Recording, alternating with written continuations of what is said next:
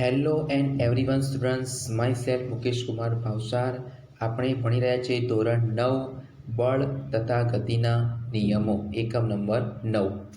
તો વિદ્યાર્થી મિત્રો, આપણે આગળના એકમની અંદર ગતિના વિશે ઘણી બધી ચર્ચા કરી હતી. તમને મજા પણ આવ્યું હશે. એ એકમની અંદર આપણે નિયમિત ગતિ, અનિયમિત ગતિ, સ્થાનાંતર, વેગ, પ્રવેગ, ઝડપ, સરેરાશ ઝડપ આપણે એસા એકમ સાથે વ્યાખ્યાયિત કર્યો. ત્યારબાદ ગતિનું આલેખ્ય નિરૂપણ આપણે શીખ્યા. હવે આ પાઠ ખૂબ જ સરસ મજાનો છે, જેમાં આપણે ન્યૂટનના ગતિના અભ્યાસો વિશેની સંપૂર્ણ જાણકારી આપણે મેળવીશું. તો આપણે કયા કયા ટોપિકની ચર્ચા કરવાના છીએ, એ ટોપિક કયા કયા છે? સંતુલિત અને અસંતુલિત બળો, ગતિનો પ્રથમ નિયમ, જડત્વ તથા દ્રવ્યમાન, ન્યૂટનના ગતિનો બીજો નિયમ, ત્રીજો નિયમ અને અંતે વેગમાં સંરક્ષણ નિયમ આપણે જાણીશું. તો વિદ્યાર્થી મિત્રો, તમને વિડીયો યોગ્ય લાગે તો લાઈક અને શેર કરજો અને વિડીયો અંત સુધી જોતા રહેજો. તો તમને ખ્યાલ આવશે કે તમને પ્રશ્ન શું કહેવા માગે છે. અને જો તમને એવું લાગે તો તમે એ પ્રશ્નના જવાબ તમે નોટની અંદર પણ તમે લખી શકો છો. વિડીયો તમે અંત સુધી જોશો તો જ તમને પ્રશ્નનો ખ્યાલ આવશે, નહીં તો તમને ખ્યાલ આવી શકશે નહીં. તો પ્રશ્ન શું છે જેની આપણે ચર્ચા હવે આપણે સ્ટાર્ટ કરીએ છીએ. પ્રસ્તાવના. પ્રશ્ન નંબર 1, બળનો ખ્યાલ સ્પષ્ટ કરો. પદાર્થ પર બાહ્ય બળ લાગવાથી કઈ કઈ અસરો જોવા મળે છે? તો સામાન્ય રીતે કોઈપણ પદાર્થને ગતિમાં લાવવા, ગતિમાન પદાર્થની ગતિની અવસ્થા બદલવા તેને ખેંચવી પડે, ધકેલવી પડે અથવા તેના પર આઘાત એટલે કે ટૂંકા ગાળામાં લાગતું બળ પણ તેના પર લગાડવું પડતું હોય છે. શું કીધું છે વિદ્યાર્થી મિત્રો? કે સામાન્ય રીતે પદાર્થને ગતિમાં લાવવા, જે તે પદાર્થની ગતિમાન પદાર્થની અવસ્થા બદલવા એને ખેંચવી પડે, ધકેલવી પડે, આ તો તેના પર ટૂંકા ગાળામાં એને બળ પણ લગાડવું પડતું હોય છે. તો આ રીતે બળનો ખ્યાલ ખેંચવા, ધકેલવા કે ઠોકર લગાડવા ઉપર શું છે તે આધારિત છે.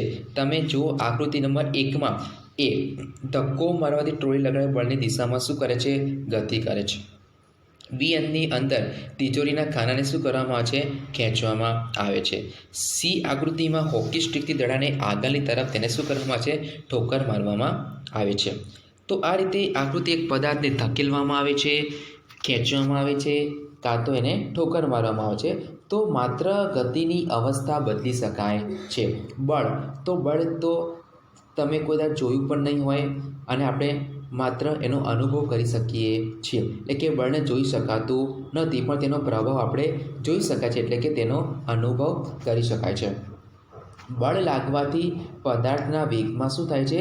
ફેરફાર થાય છે. યાદ રાખજો કે બળ લગાડવામાં આવે તો પદાર્થના વેગમાં શું થાય છે?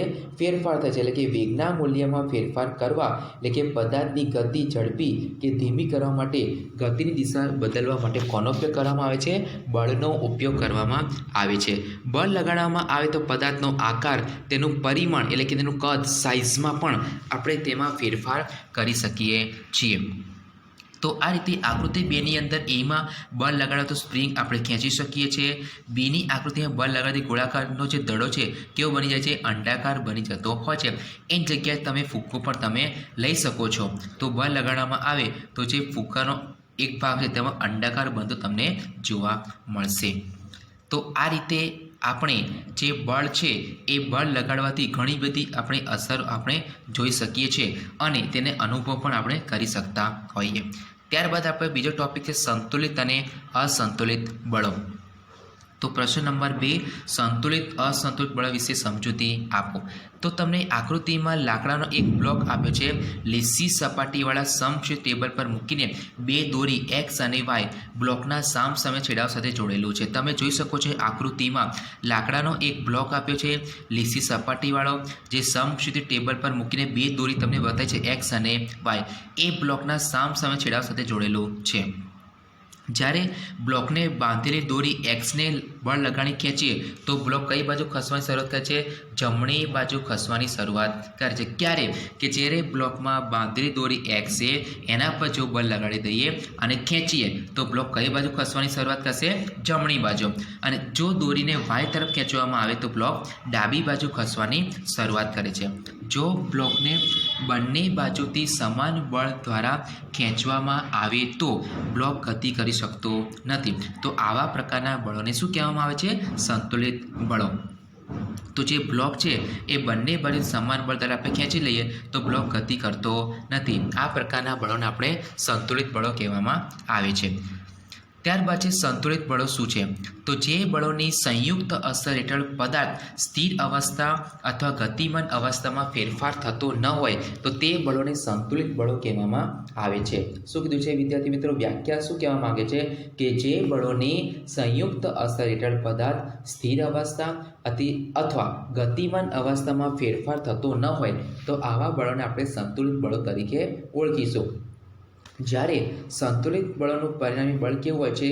શૂન્ય હોય છે. આથી સ્થિર અવસ્થામાં રહેલો પદાર્થ સ્થિર અને ગતિમાન અવસ્થામાં હોય તો પદાર્થ પોતાની ગતિ અચળ વ્યક્તિ શું કરે છે? ચાલુ રાખે છે. તો આ રીતે અલગ અલગ મૂલ્યના બે પરસ્પર વિરુદ્ધ દિશામાં લાગતા બળો વડે જો બ્લોકને ખેંચવામાં આવે તો બ્લોક વધારે મૂલ્ય ધરાવતી બળની દિશામાં ગતિ કરવાની શું કરે છે? શરૂઆત કરે છે. અહીં બે જે બળો છે એ સંતુલિત હોતા નથી, પરંતુ અસંતુલિત બળનું પરિણામી બળ એ ગતિની દિશામાં શું કરે છે? કાર્યરત હોય છે.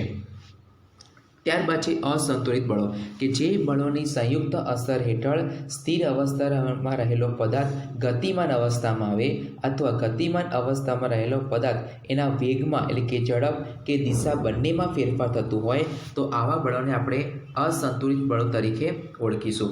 તો અસંતુલિત બળનું પરિણામ બળ શૂન્ય સિવાયનું એટલે કે શૂન્યતર હોય છે, જ્યારે સંતુલિત બળનું પરિણામ બળ કેવું હોય છે? શૂન્ય હોય છે. તો આ રીતે જે બળોની સંયુક્ત અસર હેઠળ સ્થિર અવસ્થામાં રહેલો પદાર્થ ગતિમાન અવસ્થામાં આવે અને ગતિમાન અવસ્થામાં પદાર્થનો વેગમાં પણ શું થાય છે? ફેરફાર. ક્યારે થાય? કે ઝડપ અને દિશા બંને સમાન હશે ત્યારે આવા બળોને આપણે અસંતુલિત બળો કહેવામાં આવે છે. ત્યારબાદ આપણે જોઈએ પ્રશ્ન નંબર 3, ઘર્ષણ બળ એટલે શું? ઘર્ષણ બળની હાજરીમાં પદાર્થ પર લાગતા પરિણામી અસંતુલિત પડેલી થતી પદાર્થની ગતિ સમજાવો. તો ઘર્ષણ બળ એટલે શું? કે જ્યારે પદાર્થ કોઈ સપાટી પર સપાટીના સંપર્કમાં રહીને ગતિ કરતો હોય તો સપાટી દ્વારા પદાર્થની ગતિને અવરોધતા બળને શું કહેવામાં આવે છે? ઘર્ષણ બળ. યાદ રાખજો વિદ્યાર્થી મિત્રો, ઘર્ષણ બળ કોને કહેવામાં આવે છે અને કઈ દિશામાં લાગે છે? તો જ્યારે કોઈ પદાર્થની સપાટી હોય અને સપાટીના સંપર્કમાં રહીને શું કરતો હોય? પદાર્થ ગતિ કરતો હોય અને એ સપાટી દ્વારા પદાર્થની ગતિના અવરોધતા બળને આપણે ઘર્ષણ બળ કહેવામાં આવે છે. અને ઘર્ષણ બળ હંમેશા ગતિની વિરુદ્ધ દિશામાં લાગતું હોય છે. આ યાદ રાખજો વિદ્યાર્થી મિત્રો, ખૂબ જ અગત્યનો પોઈન્ટ છે કે ઘર્ષણ બળ હંમેશા ગતિની કઈ દિશામાં લાગે છે? વિરુદ્ધ દિશામાં. ક્યારે? કે સપાટીના સંપર્કમાં રહીને ગતિ કરતો હશે ત્યારે. તો તમે આકૃતિમાં જોઈ શકો છો કેટલાક બાળકો એક બોક્સને ખરબચડી સપાટી પર ઓછા બળથી ખસેડવાનો પ્રયત્ન કરે તો જે બોક્સ છે એ ખસતું નથી. કેમ? કે ઘર્ષણ બળ ધક્કાની કઈ દિશામાં લાગી રહ્યું છે? વિરુદ્ધ દિશામાં. યાદ રાખજો કે એક બોક્સ તમને બતાવેલો છે, ખરબચડી સપાટી પર સૌથી ઓછા બળે ખસેડવાનો પ્રયત્ન કરે છે, તેમ છતાં પણ બોક્સ ખસતું નથી. કેમ? કે જે ઘર્ષણ બળ લાગે છે એ ધક્કાની કઈ દિશામાં લાગે છે? વિરુદ્ધ દિશામાં. તમને એરો દ્વારા દર્શાવેલું છે. આ ઘર્ષણ બળ બે સંપર્ક સપાટી વચ્ચે ઉદ્ભવે છે. કોની વચ્ચે? બે સંપર્ક સપાટી હશે એના વચ્ચે ઉદ્ભવે છે. જે બોક્સ પર લગાડેલું બાહ્ય બળ છે એને સંતુલિત કરે છે, તેથી બોક્સ ગતિ કરી શકતું નથી.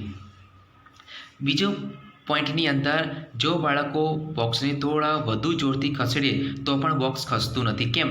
કે જો બોક્સને લગાડેલું બળ હજુ પણ ઘર્ષણ બળને શું કરે છે? સંતુલિત કરે છે, એટલે કે એની સપાટીને શું કરે છે? અવરોધે છે. એટલે કે વધારે જોરથી ખસેડવામાં તો પણ બોક્સ ખસતું નથી. કેમ? કે બોક્સને લગાડેલું બળ હજુ પણ તે ઘર્ષણ બળ દ્વારા તેને સંતુલિત કરે છે.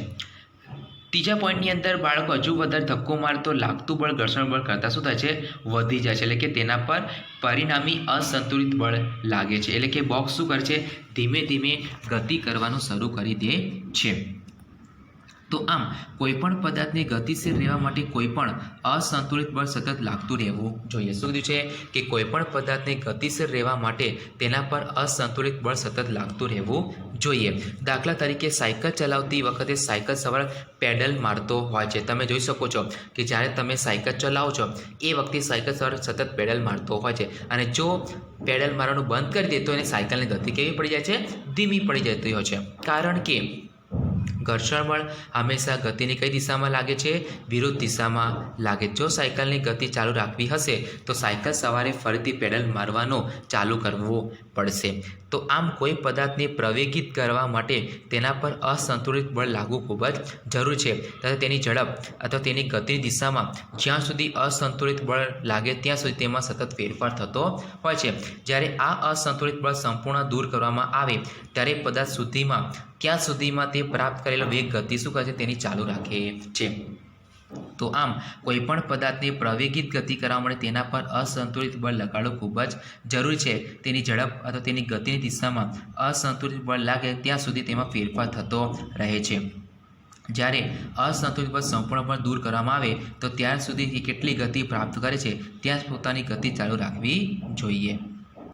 આ રીતે વિદ્યાર્થી મિત્રો આપણે ઘર્ષણ બળ શીખ્યા કે કોઈ પદાર્થ સપાટીના સંપર્કમાં ગતિ કરતો હશે તો પદાર્થની ગતિને અવરોધતા શું કહેવામાં છે? ઘર્ષણ બળ કહેવામાં આવે છે.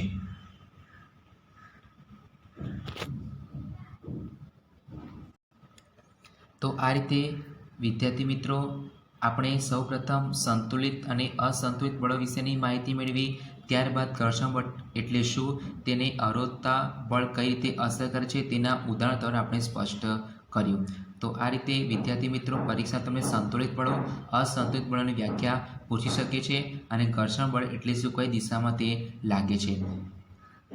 તો આ રીતે વિડીયો તમે અંત સુધી તમે જોઈ શકો છો, અને જો તમને યોગ્ય લાગે તો તમે એના પ્રશ્નો જવાબ તમે નોટની અંદર લખી શકો છો.